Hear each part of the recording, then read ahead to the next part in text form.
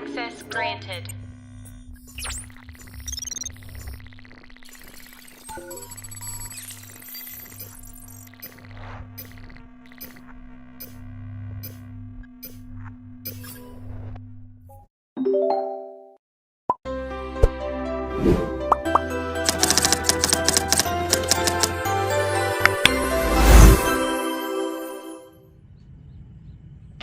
Hai, nama saya Ryan Agustiana Joseph, memegang nombor matrik D2001094-120.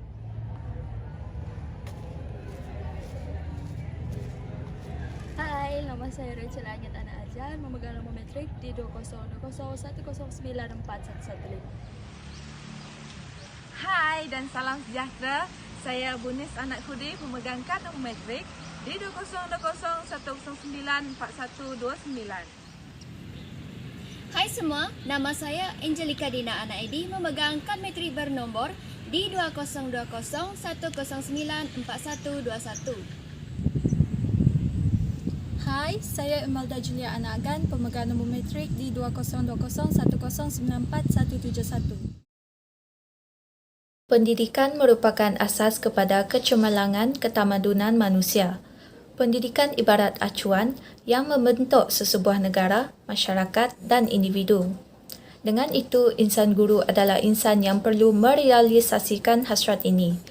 Insan guru profesional merupakan guru yang bermotivasi, berkeyakinan, berinovatif dan mempunyai kesedaran terhadap tanggungjawab mereka dalam pembangunan masyarakat dan negara. Insan guru profesional juga berilmu pengetahuan luas yang merangkumi ilmu berteraskan pendidikan, pengurusan bilik darjah, komunikasi dan pengetahuan tentang isu semasa. Objektif wawancara ini adalah bertujuan untuk mendengar dan memahami dengan lebih jelas tentang pengalaman seorang insan yang bergelar guru. Untuk guru bidang PSV, kami telah mewawancara Puan Siti Nur Khairia binti Abdul Rahman. Nama sekolah SMK Impian Mas. Option beliau adalah seni major, geografi sebagai minor. Pengalaman beliau mengajar adalah sejak 2008, iaitu lebih kurang 15 tahun. Beliau merupakan alumni UPSI ataupun Universiti Pendidikan Sultan Idris. Manakala untuk guru bukan bidang PSV, kami telah mewawancara Puan Soh Sin Yi yang mengajar di sekolah SMK Impian Mas. Option beliau adalah kimia dan pengalaman beliau mengajar adalah sejak 2003, iaitu lebih kurang 20 tahun. Beliau merupakan alumni UTM. Kita akan beralih kepada persamaan dan perbezaan data atribut hasil wawancara di antara kedua-dua IGP. Cikgu Soh yang merupakan guru bukan bidang dan Cikgu Siti yang merupakan guru bidang seni mempunyai persamaan pada soalan yang keempat, iaitu soalan yang berkenaan dengan cabaran untuk menjadi guru profesional. Dalam soalan ini, kedua-dua guru mempunyai jawapan yang hampir sama, iaitu cabaran menjadi seorang guru adalah kerjasama daripada ibu bapa amatlah kurang dan ini menyukarkan interaksi di antara kedua-dua pihak. Hal ini secara tidak langsung telah menjadikan murid berani untuk memperlekehkan serta meninggi suara terhadap guru kerana mengikuti sikap ibu bapa mereka. Cikgu Siti juga menambah kenyataan yang mana netizen turut menunding jari kepada guru sekiranya guru memarahi anak-anak murid di dalam kelas oleh kerana persepsi terhadap guru masa kini adalah rendah. Pada soalan ciri kepribadian yang tidak sepatutnya dimiliki oleh seorang guru, Cikgu Soh dan Cikgu Siti sependapat bahawa seorang guru tidak boleh memiliki sifat yang malas dalam diri. Seorang guru merupakan role model kepada para murid di sekolah dan sifat negatif yang ditunjukkan oleh guru akan menjadi ikutan secara tidak langsung menyebabkan sikap yang baik tidak dapat diterapkan. Penyataan ini disokong dengan kenyataan Cikgu Siti yang mana beliau ada menyatakan sikap tidak bertanggungjawab akan merugikan diri dan orang lain. Cikgu Soh dan Cikgu Siti menyetujui persoalan yang mana adakah ciri kepimpinan perlu ada dalam diri insan guru profesional kerana seorang guru hendaklah yakin terhadap ciri kepimpinan yang mereka miliki dapat membantu mereka dalam proses pengajaran dan pembelajaran untuk memikul tanggungjawab mereka dengan baik. Proses pengajaran dan pembelajaran tidak akan dapat dilaksanakan dengan sempurna jika guru tidak mempunyai ciri kepimpinan yang kuat. Cikgu Soh dan Cikgu Siti mempunyai pandangan yang sama pada persoalan yang mana bagaimanakah ciri kepribadian seorang guru dapat mempengaruhi keberkesanan proses pengajaran dan pembelajaran di dalam bilik darjah. Keyakinan guru tersebut dapat membuatkan pelajar yakin dengan guru dan mampu melakukan pengawalan kelas dengan baik. Guru yang rajin dapat memberi impak yang sangat besar kepada guru, iaitu dapat menjadi teladan yang baik ketika di dalam kelas. Kita akan beralih kepada perbezaan di antara Cikgu Soh dan Cikgu Siti. Sememangnya terdapat perbezaan pada latar belakang kedua-dua orang guru. Cikgu Soh merupakan graduan daripada Universiti Teknologi Malaysia dan telah bergraduasi pada tahun 2003 dengan pengalaman mengajar selama 20 tahun lamanya.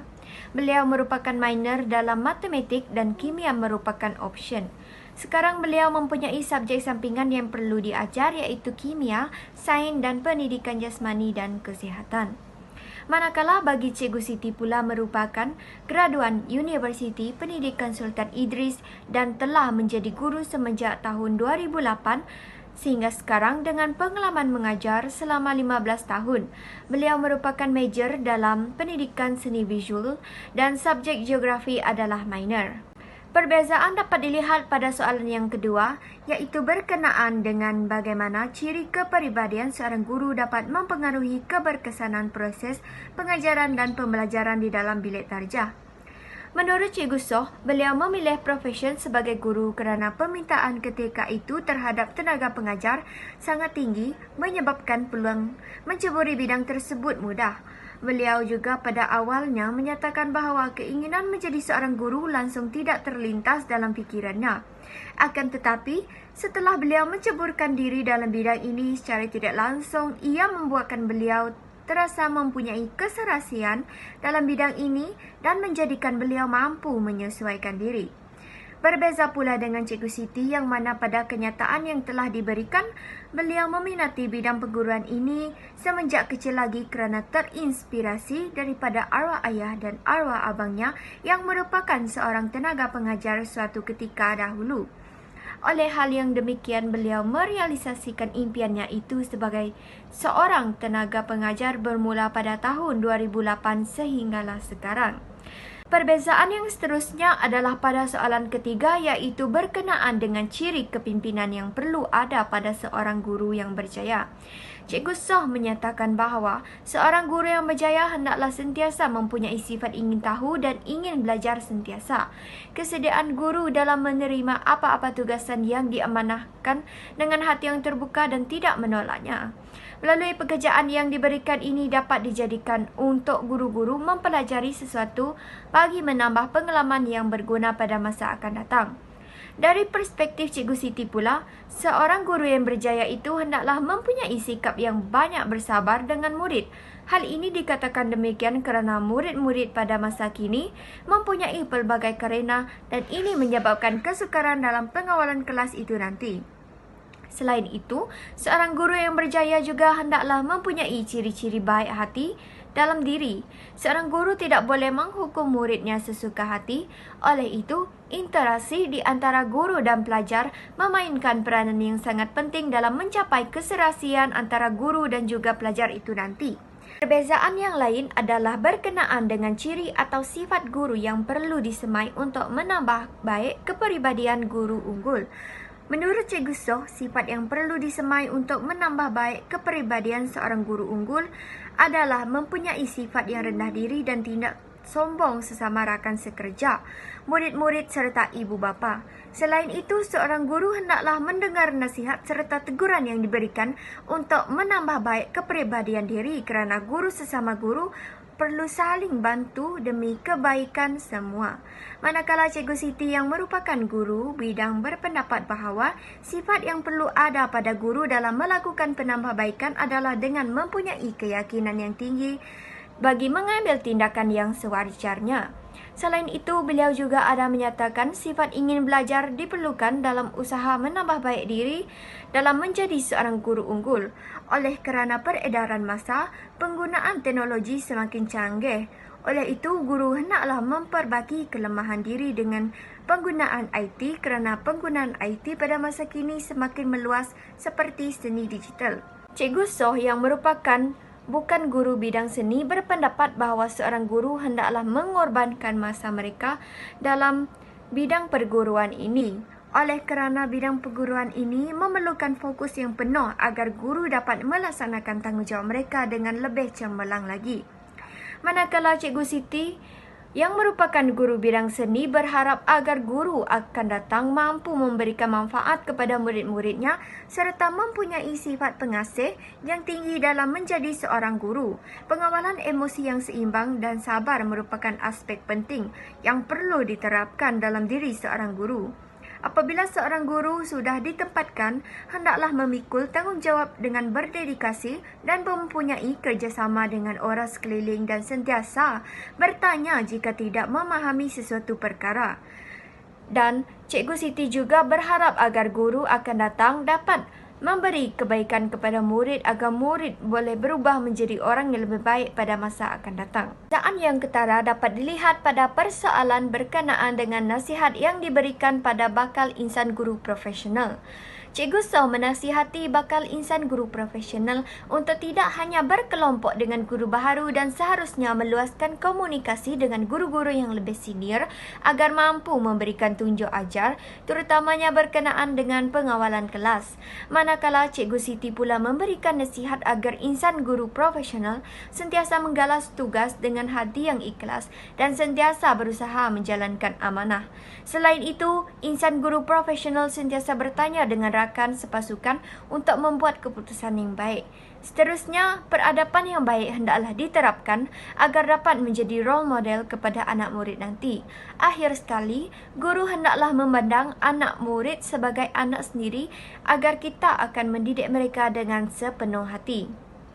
Pada akhir kata, Cikgu Soh memberikan kata-kata yang sentiasa menikmati kehidupan yang ada kerana tekanan yang sangat kuat dalam bidang perguruan. Oleh itu, kita hendaklah sentiasa berfikiran positif setiap masa. Pada akhir kata Cikgu Siti pula, beliau berharap agar insan guru profesional menuntut ilmu yang banyak kerana boleh diaplikasikan di sekolah kelak. Penyertaan dalam aktiviti kokurikulum di universiti juga terutamanya yang berunsurkan kemanusiaan akan menjadikan guru memperoleh banyak pengalaman untuk berjumpa dengan pelbagai ragam manusia untuk menjadi kesediaan guru nanti. Kesimpulannya, insan guru profesional mampu memartabatkan kerjaya perguruan dan sistem pendidikan negara. Setiap guru perlu bersikap profesional dan mempunyai atribut yang baik kerana ia dapat memberikan impak positif dalam dunia pendidikan. Sesungguhnya, modal insan yang cemerlang merupakan hasil didikan daripada pendidik dengan ciri-ciri profesionalisme keguruan yang cemerlang. Melalui tugasan ini, banyak pengetahuan baru yang saya ketahui untuk menjadi seorang guru yang berintegriti, kreatif dan inovatif dan berwawasan. Oleh hal yang demikian, daripada sesi wawancara yang telah kami jalankan menjadikan saya amat bermotivasi untuk menggalas tanggungjawab sebagai seorang guru yang amanah. Menurut dua orang guru yang telah kami wawancara, mereka telah mengatakan bahawa menjadi seorang guru bukanlah mudah, namun pelbagai cabaran dan rintangan yang perlu ditempuhi untuk mencapai ke tahap yang lebih profesional. Berkerjaya sebagai seorang guru ini adalah amat bermanfaat dan amat murni. Hal ini adalah kerana guru mendidik untuk memperkembangkan potensi individu secara menyeluruh di sekolah. Justru itu, guru hendaklah memiliki ciri kepribadian yang baik sebagai contoh, bersikap sabar, tegas, bekerjasama dan bertimbang rasa kepada pelajar. Dalam proses itu juga, sebagai seorang guru, hendaklah menanam minat dan sikap ingin belajar dan terus belajar dan mencari kemahiran yang baharu untuk mengurus pelajar dalam sesi pengajaran dan pembelajaran yang betul dan terurus. Dan seiring dengan peredaran zaman, Akhir sekali, harapan saya sebagai seorang bakal guru, kita seharusnya berusaha sedaya upaya untuk mengumpul ilmu dan kemahiran yang pelbagai.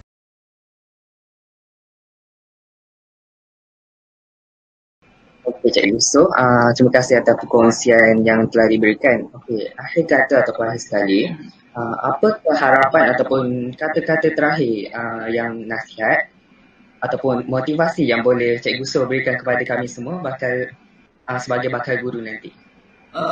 Bagi saya, sekarang awak masih belajar, betul tak? So, enjoy your life sebelum you mencejakkan kaki ke bidang pendidikan. Sebab bidang pendidikan memang satu bidang yang sangat membebankan, serius. Okey, tekanan yang kita tak boleh menafikan tak ada tekanan. Memang ada. Cuma nasihat saya, tekanan itu semua orang ada. Okey, awak kena pandai macam mana awak nak menguruskan stres awak. Okey, itu penting. Jadi, perkara pertama, macam mana kita nak kurangkan stres? Kita kena sentiasa ceria, kita kena sentiasa berfikiran positif. Okey, kita kena, kalau you menghadapi sesuatu masalah, okey, you bagi tahu diri awak dengan rasionalkan diri. Okey, sekarang kalau saya akan berfikiran begitu. Mungkin Tuhan nak saya menjadi lebih kuat. Oleh itu, tak apa, saya sambut cabaran yang diberi oleh Tuhan. Kita kena sentiasa berfikiran positif. Tetapi bukan kata, kenapa asyik saya? Kenapa pengetua ini asyik kena saya? Kenapa PK1 ini kena asyik saya? Jangan fikiran begitu. So, lama-lama, you akan ke arah kemurungan. Itu yang saya risau.